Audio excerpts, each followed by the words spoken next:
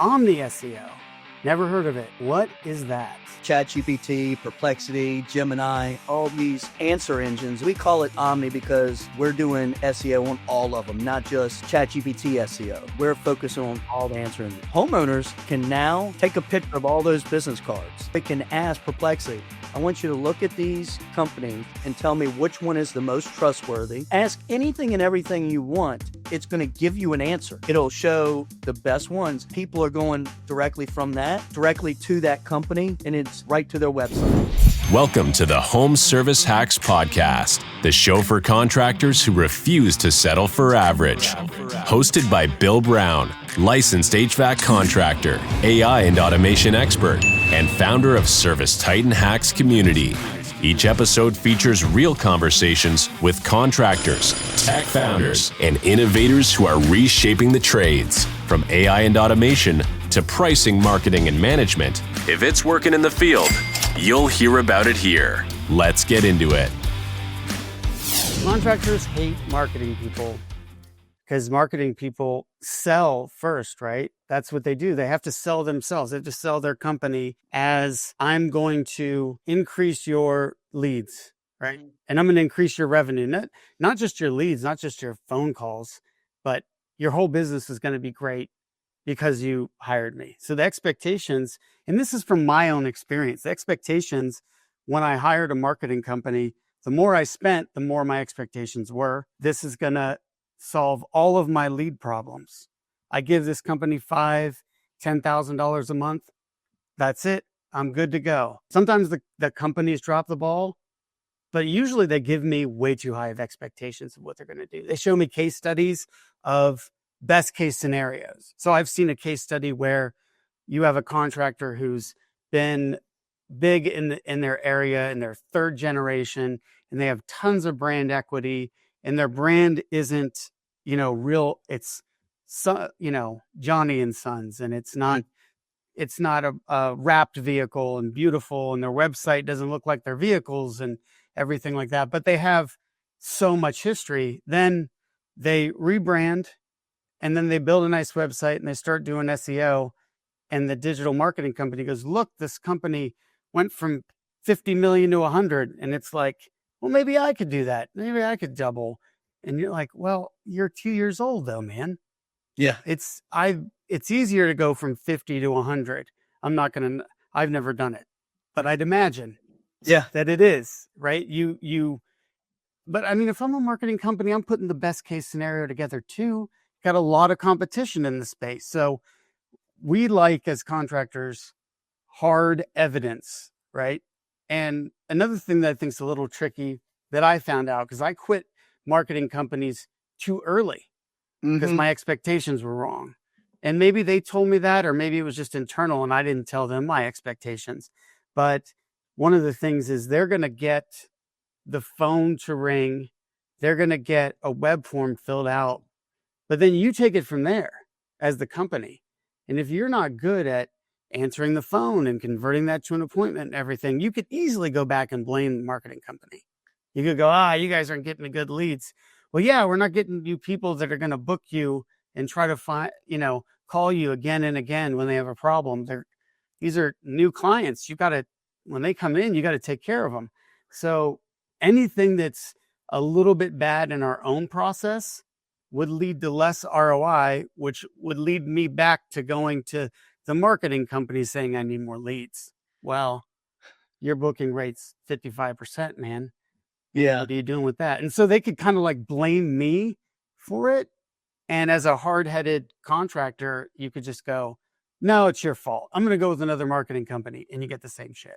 Same result, right? Yeah. And I think one of the gaps that's missing a lot of that, Bill, and you said at the beginning, is the expectation. Yep. Is because with everywhere I've worked until now, it's like, you're the contractor, I'm the salesperson. We discuss the expectations, but guess who isn't understanding what the expectations were set? The people that are going to be managing the account and working on the account. So the way that we've seen best success is you and I set expectations. Then I take all those notes, that expectation set, I go and meet with the team. And then we discuss those expectations and goals and all of that. Okay, is that something that is tangible Does this company meet our ICP? We go through this internal conversation, and then you should have a call with the contractor, the salesperson, and that account management team. Let's align. Are these expectations reasonable? What is your goal? What would you like to see? Here's how long it's going to take. And mapping that out. That is the number one thing that is missed out of every single company I've worked for until now. And that's what I think it separates the great from the okay, is doing that one piece. Is you and we're going to sell it up. We're going to sell it up. I mean, that's what we do. We're salespeople. I want you happy. I want you feeling, engaged. Now let's discuss expectations and let's align it with the team. So now, I mean, because we've actually turned people down because we can't meet the expectations, and we're not going to wing it. If we don't feel that based off of our historical data, and this is any marketing company should be doing, instead of just taking them on because you need the sale, you want that revenue, don't burn the marketing bridge to where they never want to do anything again. And if you have to turn somebody away because they're not willing to invest in that proper marketing budget, that word that I hate hearing is what's your budget? But there is and you probably have heard this through a lot of, coaches you've talked to, is there's a certain percentage that you should be investing. And that based off of population, how old of a company you are, all those things. And that's where it's missed, and why marketing companies have gotten such a bad name, because the expectations aren't aligned from you and I talking to the team and then following that, and then also not being integrated with the CRM. That's the key thing right now, is that we're seeing, and you hear this all the time. Hey, this company brought us, $5 million in LSAs. Well, LSAs aren't that, it's not rocket science. Right. It's mostly controlled by Google for the most part. It's not like you can optimize LSA so much that you're just going to crush your competition with it. Exactly. From what I've seen, my personal experience. You're right. But it's having that integration, like with ServiceTitan that you talked so much about, is being able to see my map pack brought me in this, my LSA brought me in this, my organic SEO brought in this. Those are the things that are missing, to where a company and marketing companies take credit for things when they're not really doing it. But then it adds the fluff to the contractor, and they feel that, oh, my marketing is working great. Yeah. But it really isn't. Your brand is working great.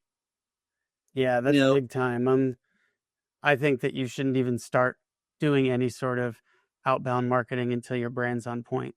Yeah. It's going to make your customer acquisition cost much higher and your ROI much lower. For some reason, there's a thought, brand counts everywhere in every purchase decision that we make as consumers. Well, it's the same thing. Our homeowners are consumers. Nordstrom versus Walmart. What's the expectations of what you spend? Well, if you're a contractor, if you're an HVAC contractor that has a $15,000 average sale on your replacement systems with a 2/3 close rate, 66% close rate, then your average customer is $10,000.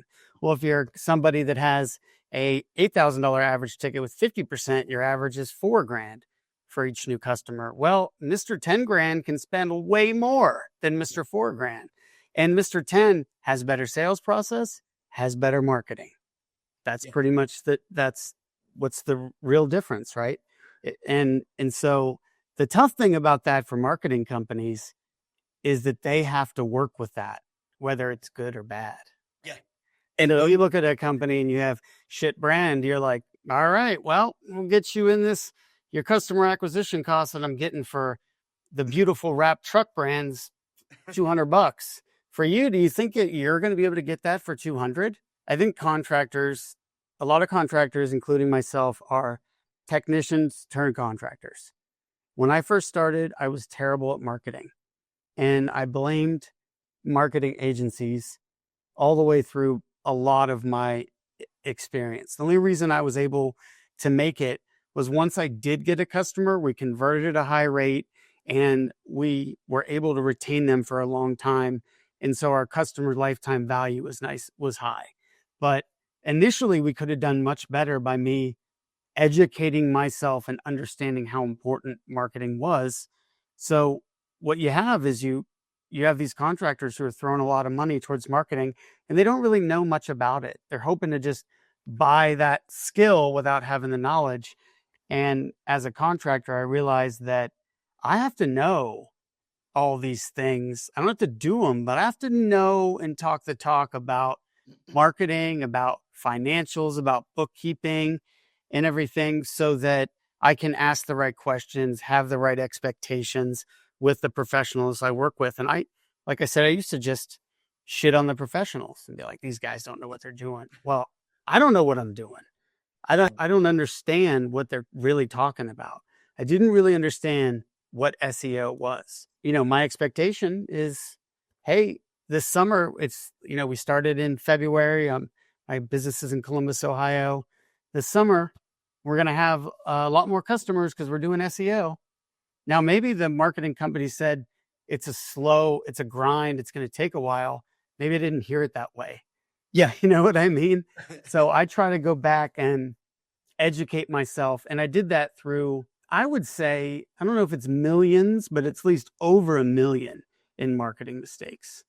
And that was the education that I needed to get to understand how it worked and be able to ask the right questions. So I think that contractors need, if they're going to grow, they should almost damn near be professional marketers.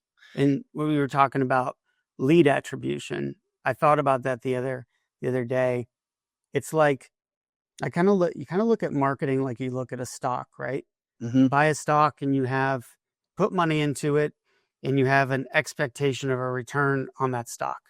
If your expectation is 15% this year, you're probably going to be disappointed and sell that stock, right? So yeah. That's number one. Now let's say you buy 5 stocks and you look at the total value of your portfolio and you have these 5 stocks, but you don't know which one has provided the returns for you. Then what the hell are you going to do? Say, all right, let's buy more stock of X. Well, what is the one that's doing the best? Even if you got good returns, there's one in there that could be really bad that just if you got rid of that and put it into another bucket, you'd be okay. So we have to look at marketing as like an investment strategy, as something that's longer term. But the investment, you buy the stock and you don't have to do anything after that. Right. With what we do, we like buy the stock and then work at the company, right? You know what I mean? So yeah, it could be our fault, but that's just the things that I've learned over the years. Yeah, and the one thing you did mention as far as they sometimes quit too soon, and I mean specifically, I know from the roofing industry, I mean they're changing marketing companies like every 6 to 8 months. Well, you're jumping the ship right when the peak is about to start, if they're doing it properly. Now, some just don't know SEO at all, but like we tell all of our clients, based off of beginning companies and how they've been with us, it's about 280 days before you're seeing maximum ROI from your SEO. But the difference is people don't understand is SEO, everybody used to say SEO is dead. No, it was reincarnated. Now it's Omni SEO and answer engine SEO, like your ChatGPT SEO. And it needs to be looked at as 3 pillars. You have your local map pack, which that's the golden ticket to be in that map pack. And then your core SEO, which is that organic underneath.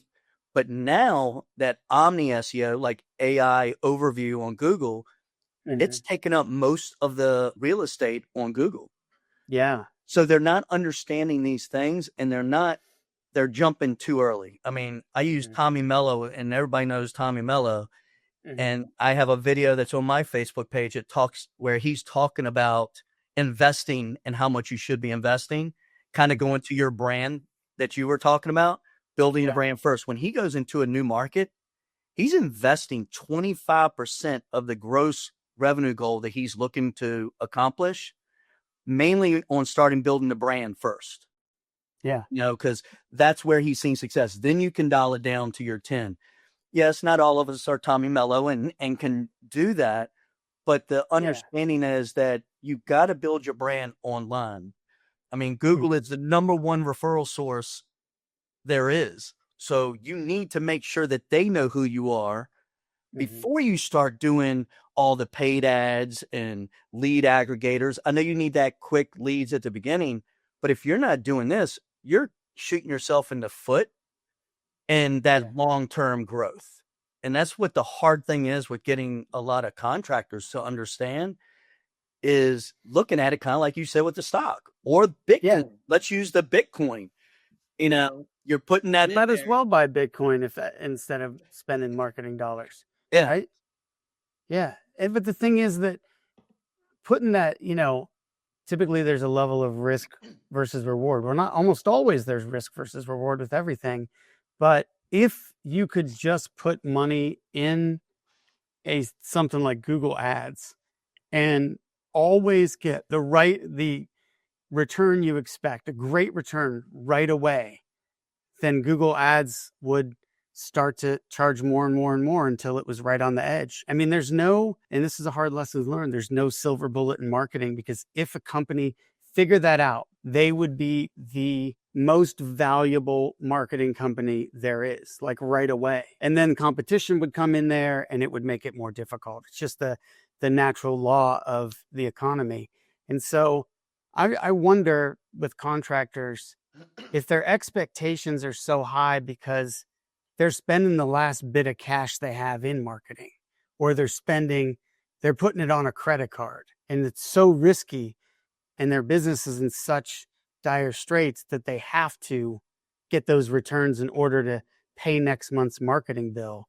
And if you start out and you don't have $25,000 just to invest in a brand, plus just that setting aside, right? Yeah. That 25, if you're going to have to take that away from recruiting, and you're going to have to take that away from how much you get to spend on SEO and things like that, then you can't spend 25 on a brand, right? So like Tommy goes into a market and I'm sure he knows he's going to do 25% of gross revenue on that spend, but he wouldn't do that if he didn't have the money to do it from other businesses, right? So you have to be very, very strategic in the beginning, be very, very careful what you spend. And you really, at the beginning, I had to do a lot of guerrilla marketing tactics because a lot of people have more time than they do money.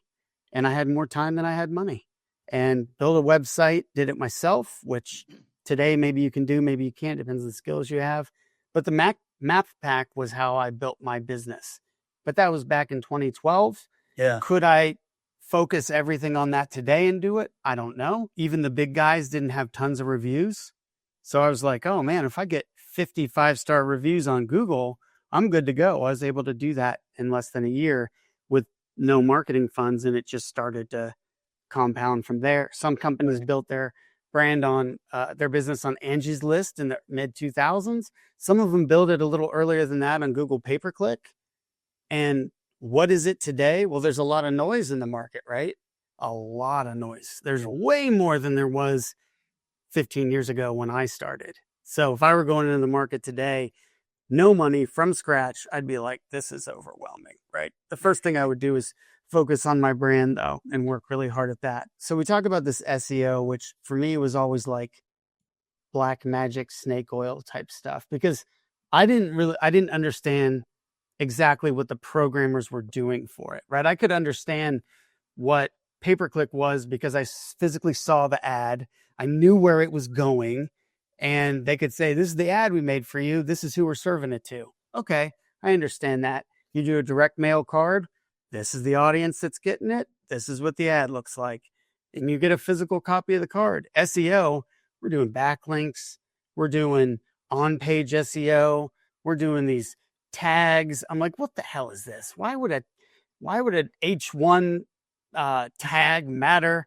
So I had to really study what the hell this was, just so I could talk the talk with marketing companies. But like you said, that 6 months, 1 year, you better have this money. This better not be your last penny that you're putting in SEO, and you need this to return today. or you're going to go back to a marketing company and go, you guys suck. That's just how it is, right? So you got this local SEO, which is this map pack and these pages. You have this core SEO, which from what I'm getting is the stuff that I talked about, like the little bit more old school stuff that still applies, the links and everything. Omni SEO. Never heard of it. What is that? My favorite thing to talk about here lately, because everybody, Nice. ever since COVID, all the, ChatGPT, Perplexity, Gemini, all these answer engines, as they like to call them, came out. And what it's done is I think it's given a major rebirth to SEO because they pull a lot from that. And we call it Omni because we're doing SEO on all of them, not just ChatGPT SEO. We're focusing on all the answer engines. But what it is homeowners are gotten smart on how to research. If you're in Texas, you're getting knocked on by 5, 6, companies or more, and you're leaving a business card. That story I had when I was actually in Texas and talking to a roofer is that homeowners can now, go to Perplexity, because that's one of my favorite ones, take a picture of all those business cards. Now it can ask Perplexity, I want you to look at these companies and tell me which one is the most trustworthy. Ask anything and everything you want. It's going to give you an answer. And now it'll show the best ones. So now people are going directly from that, directly to that company, and it's right to their website. Yeah, it's next level, isn't it? Yeah. That level of trust. The amount of trust, I think Sam Altman and the OpenAI SEO said CEO said, people trust ChatGPT way more than they should, but it is what it is. They trust it. And so that Perplexity you're talking about is the search engine, the more of a search-based LLM. People trust it a lot. There's a level of trust on that. Well, I think the reason being, when you go to Google, you're not getting references of where the resource that they got that information. Right. With Perplexity and a lot of them, it'll give the sources of where they find, why are they saying this is the best one? Why are they saying this, and this? And it's given that homeowner that reassurance to where they're not going to Google to research. Now they're going there to get the answer.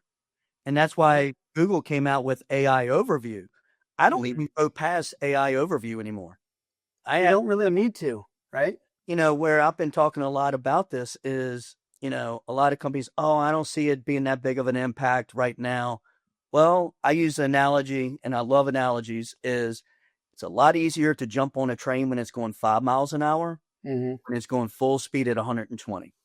So do you want to get on now and invest like you do in the stocks or Bitcoin and understand that money it's coming out? You might not see anything for maybe 6 months, but when it does optimize the return that you're going to get off of that and how much further you're going to be ahead of everybody else, it's going to be game changer for these contractors that can stop and get out of their mindset of instant gratification. Just because you can put a roof on in 2 days or change an AC unit in a day doesn't mean everything else can be done that quickly. I agree with you. I think that contractors are typically not early adopters of things. I think, what was it? One of the first digital marketing strategies was Google Ads. This was before my time. I was in my early 20s when Google Ads came out. And that's the first way that Google monetized their business. I think, in fact, that's where they make most of their money still today. The first people that were on Google Ads, wow, what an ROI they got. You know what I mean? The first people that were on Angie's List in the Angie's List book and then on their digital platform, what an ROI. What's that other one? That's their Home Advisor version, but the actual Angie version. Then the first people that started to get a lot of reviews on the map pack had a big advantage. That was me. That's how I got in there. Then the first people with LSA, I was fortunate in my market. I saw LSA coming because, I just try to stay up on the industry. And I was one of the first 3 Google guaranteed contractors. Well, that first year we did $300,000 in LSA for an insignificant amount of spend.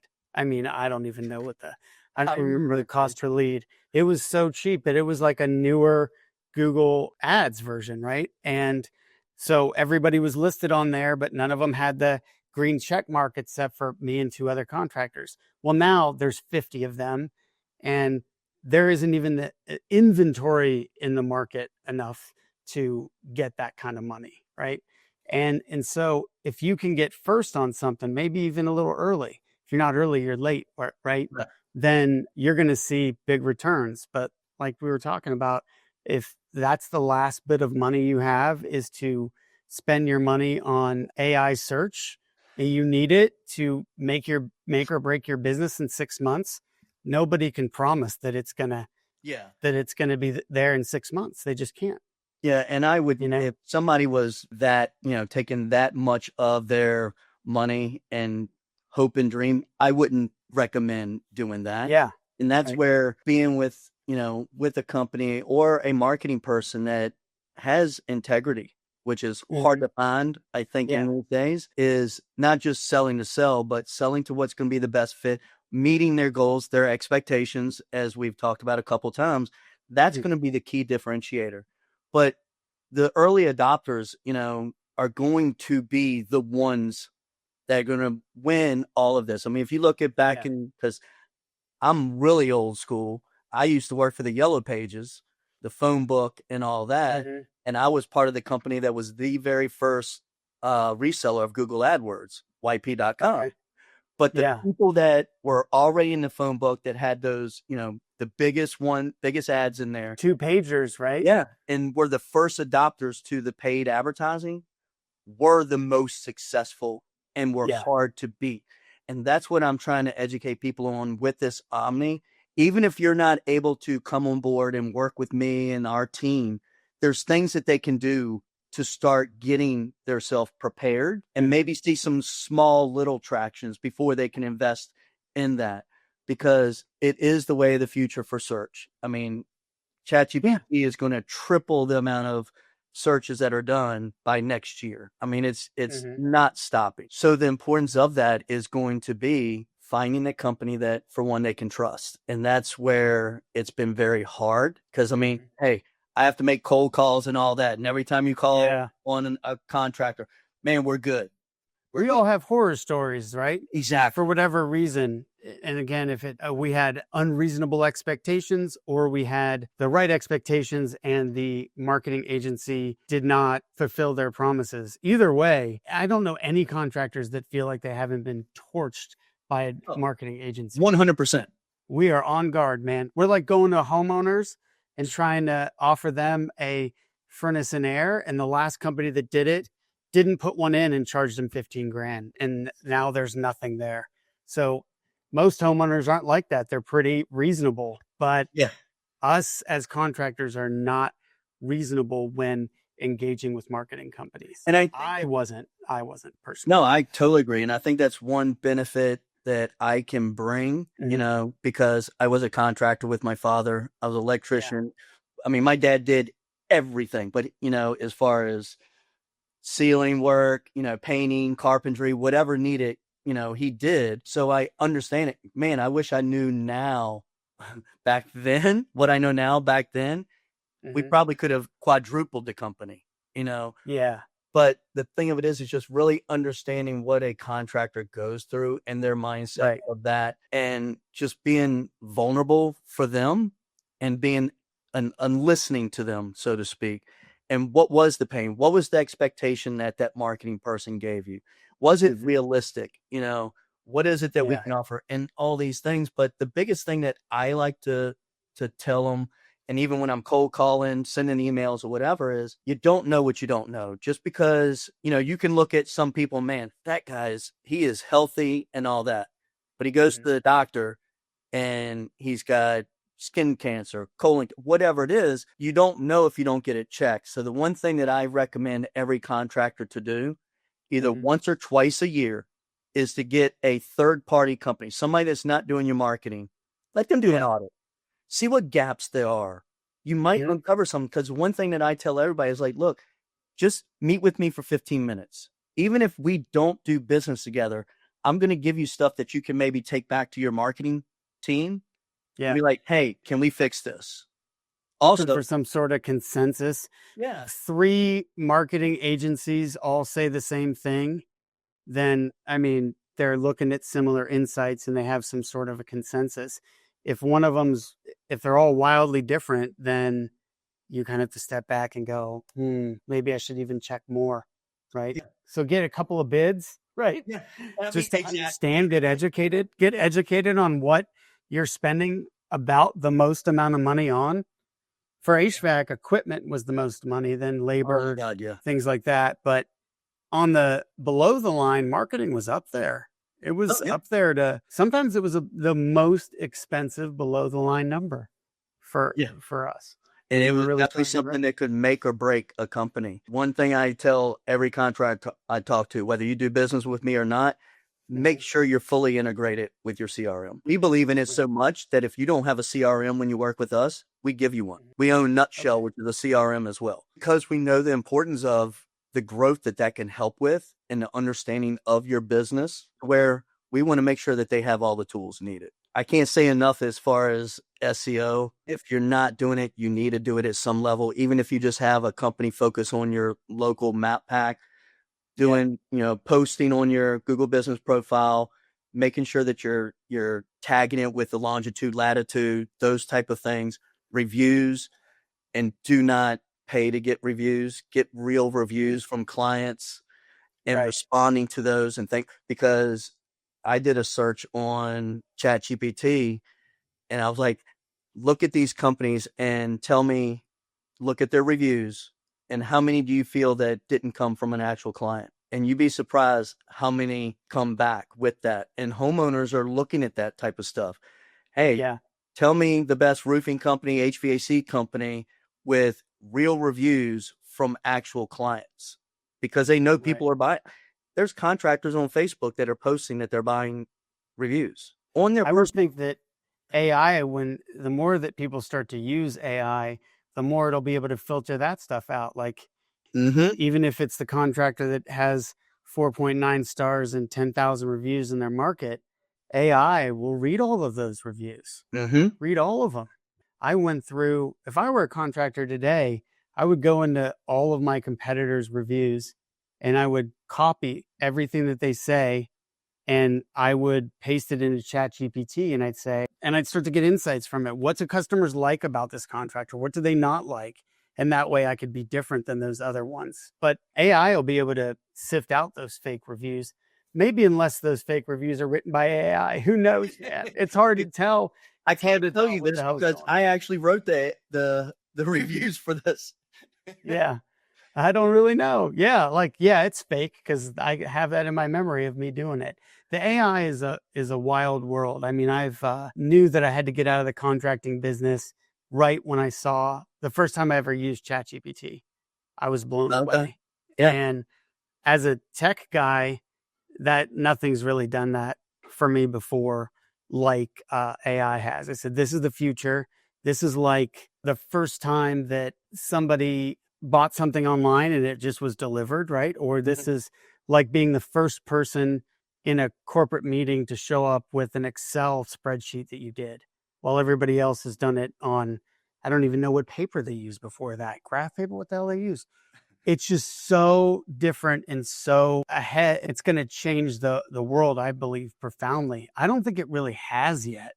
I think I'd say that from what I've seen, only 7% of people consciously use AI on a daily basis, which means they are on ChatGPT or Perplexity all the time, right?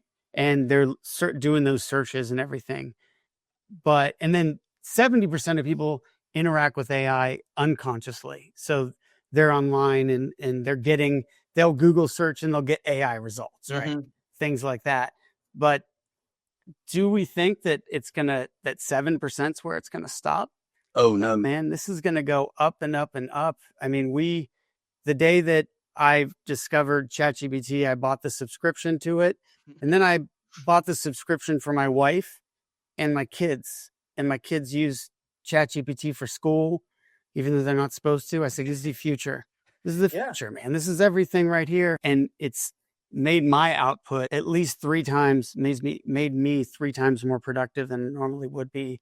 And I think about it like as a homeowner, if I'm searching for home services are not a very high quantity consumption item, right? Right. Like you could go for being a homeowner for 20 plus years and not replace your heating and air conditioning system just because of when you move. Like I've been a homeowner for 17 years. I've never replaced a roof, right? I just happened to got a newer house and I moved to another area. And now my house is 5 years old and I have one of those Spanish tile roofs. So if it were time for me to make one of those purchases, I would be 100% ignorant to it. Like I'm not going to I'm not going to AI search what kind of jeans I should get. I've bought jeans many times, right? Like I kind of have an idea. But when it comes to something that you don't know anything about, that's where people are going to go to AI, and they're just going to go to it more and more and more. And that's what I've done it, and it gives you great results, man. I mean, it really does. So I mean, it makes shit up. Yeah. Right? No, it does do that. How I search. I mean, I'm a new home. Yeah. I mean, we've lived here for a little over 2 years, but I think of when I'm talking to a contractor, when I'm communicating about AI, is like doing live searches. Hey, I'm looking for a trustworthy this and this and this. Where when you go to Google and do it before AI overview, you had to trust what you saw on there to a certain extent. But people are really paying a lot of money to be there, and there's no source to say why they're there. ChatGPT, Perplexity, and all these, it actually gives you the resource, will show you their Yelp reviews, that why they're trusted, their BBB, or maybe an article that was written about them. So I can feel more comfortable when I go there, not having to trust a door-to-door guy that comes and knocks on my door and says my roof needs replacing. I can now research them. AI is doing the research that you would have tried to do as a homeowner, right? That you don't. You would be able to aggregate that together. So, I mean, I look at AI as a $1 billion assistant. Like if you paid an assistant $1 billion, I mean, this person would be the most intelligent person in the world. It's not there yet, but it will be. Yeah. It will be cumulatively the most intelligent person in the world. In fact, more intelligent in every domain than each person in that domain. So the best person in physics, AI isn't better than that person in that domain. It will be. Even those people in that area say, yeah, they will be. Well, they'll be better in every domain than every human, that even in their specialties. And so what are you going to trust? You're going to trust yourself to make that decision to a certain extent, right? Some people will, but just like with Google, when you searched Google and you got what you wanted, you started to trust Google's results. Remember searching Google like back in the late 90s and early 2000s when it was just a shit show, right? It was. Like it was a total shit show, and they would have that SEO where people would put keywords on pages and just stuff the keywords in, and maybe have the background of the page white, and then they had a bunch of keywords in white. Oh my God. Google got hip to that. And then as you started to search it, whatever you clicked that gave you the real result you wanted, you started to trust Google more. And that's where SEO came in with their whole formula, their page rank formula and all that, which still runs today. The backlinks and stuff, they still have that as part of their secret sauce. But it makes sense. The backlinks are because of a trust index. Yeah. Well, now with AI, that all of that is going to be aggregated into the answer that you want. Yeah. That's it. I just want an answer. I don't want research. I just want an answer. Well, I think that, and you definitely with your group, you hear a lot about around the private equity, that. So kind of want to touch on that real quick.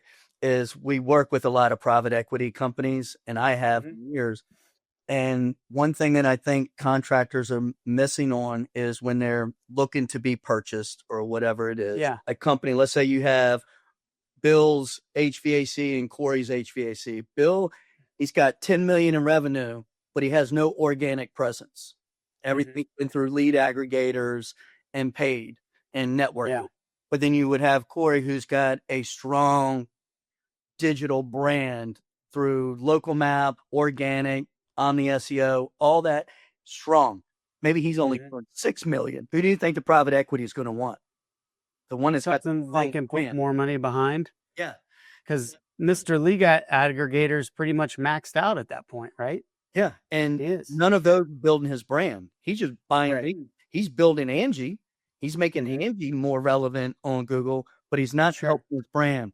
And that's where contractors really need to think, whether you're going to do private equity, give it to your kids, whatever, they really need to invest and be ready to invest 12 months in SEO, local, core, game changer. And their websites aren't just a, digital thing online anymore. It's actually your digital salesperson. It needs to answer all these questions that people are asking on these answer engines, have those answers on their website.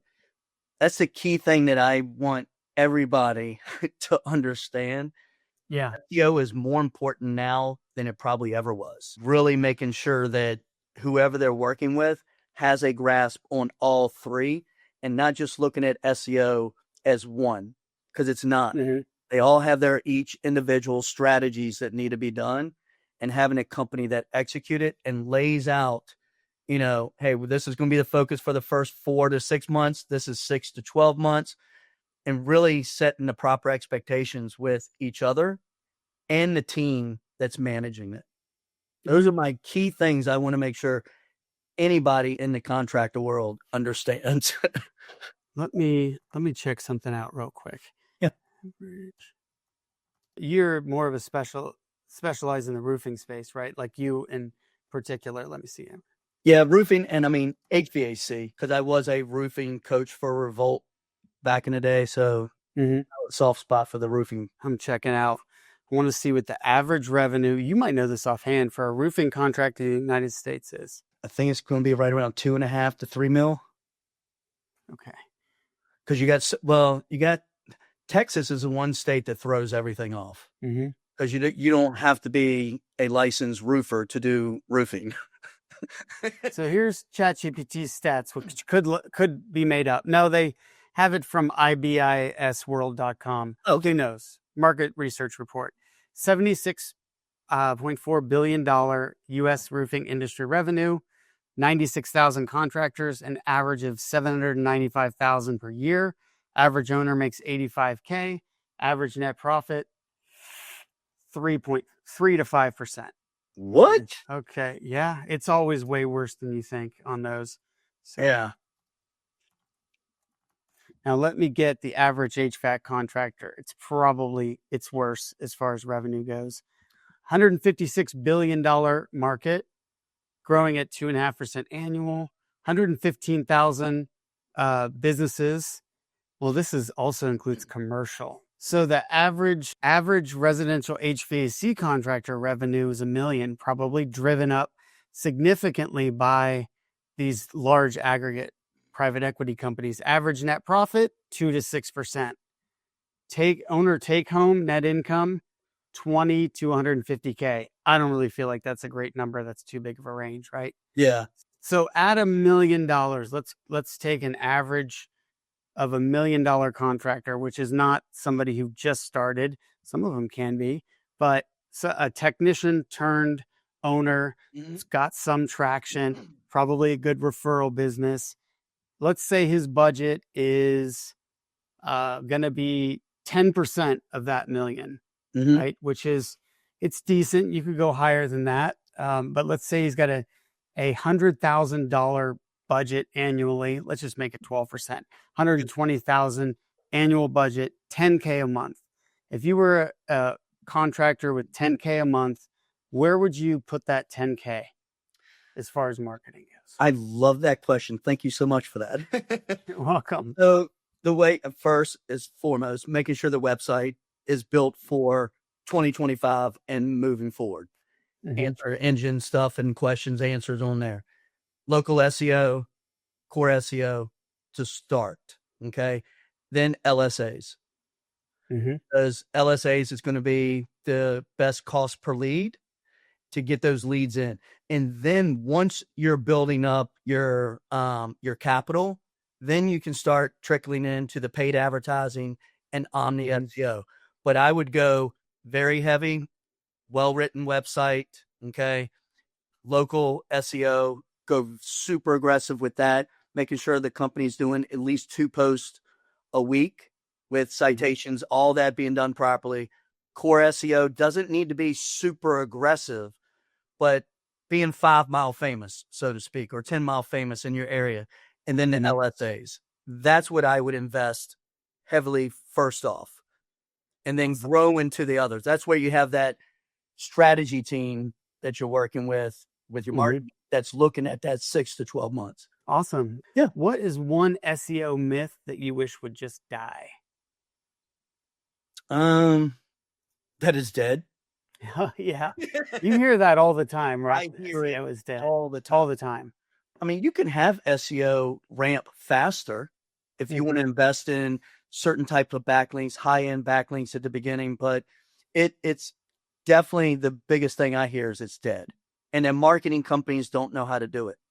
No, they're just not setting the proper expectations and everybody on the same page. That is the key thing with that, but it's not dead.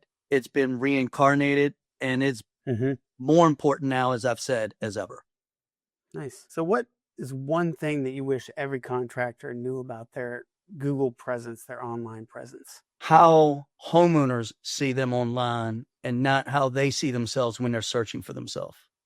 Right. Because it's Google displays that differently. Yeah. So like I tell a lot of contractors, they're like, man, we're ranking, in the top 3 in the map pack. Well, when you did that search, where were you at? Were you at your office? Right. Go to the neighborhoods that you want to rank in, clear your cache, your, browser history, then do a search as if you're a homeowner. And how are they? That's what I really want them to understand and to do. Okay. Makes sense. And they're going to, at least in HVAC, they might call it something different than what a homeowner would search, right? So HVAC, do most homeowners use that word, or they use the air conditioning? Well, that's where a company is going to help you. Google has Google Trends. They have these insights that get really deep. Plus there's other tools. Digital marketing agencies should be able to understand that and give you some idea of what words you're going to rank for and things like that. And those things would still be, that same idea would still be the same in AI. Yeah. AI isn't anything new. It's just supercharged version of the best of the best. And to that, this is kind of talking about how they actually look and all that. So I had a plumbing HVAC company in South Carolina. He was like, we got somebody, we rank great where we're located and all. And I'll use the name Local Falcon is a thing that you can do. And I had it to where it was just a 5-mile radius, the keyword that he wants to be seen for. And I was like, yeah, here you are. Yes, you rank 1 right where your business is, but 3 blocks over, you rank 20th. So getting them to understand that you need to go where the work is that you're going to be doing to see how you're actually ranking, not where your business is, because you're not going to fix your own HVAC and plumbing. You will, but you're not making any money off of it.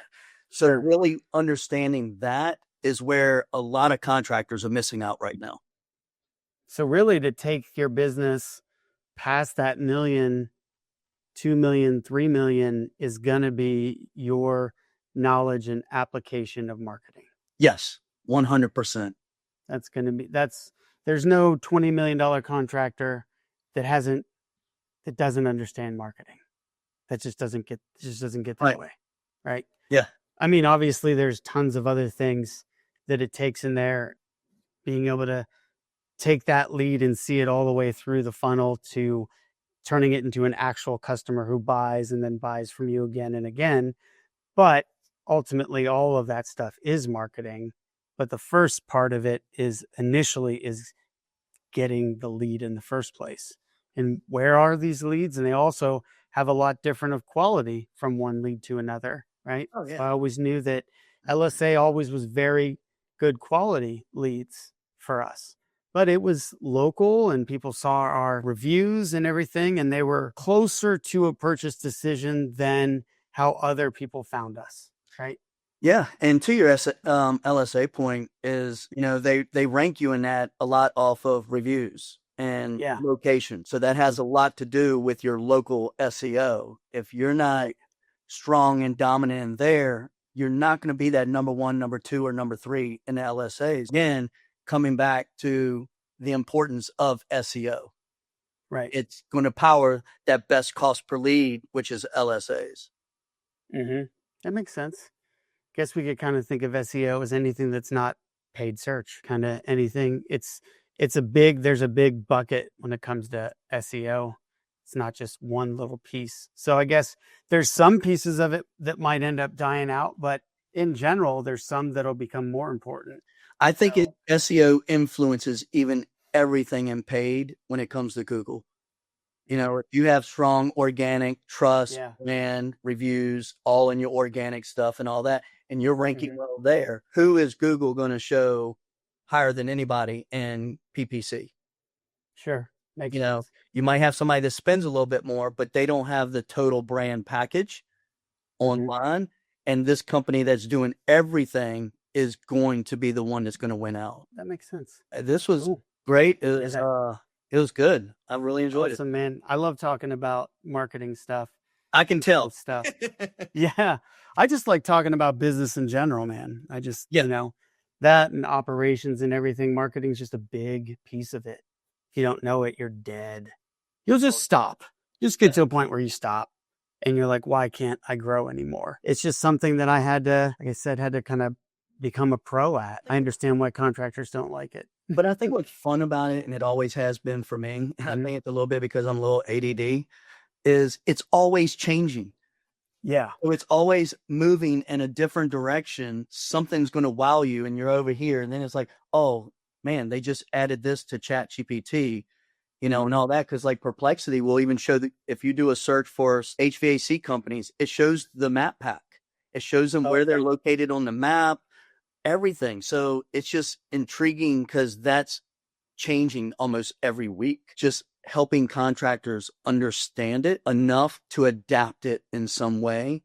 Maybe they don't need me right now, but maybe they will, if they're in a conversation with somebody and they're like, man, I really wish I knew more about this ChatGPT and AI and how I can be seen.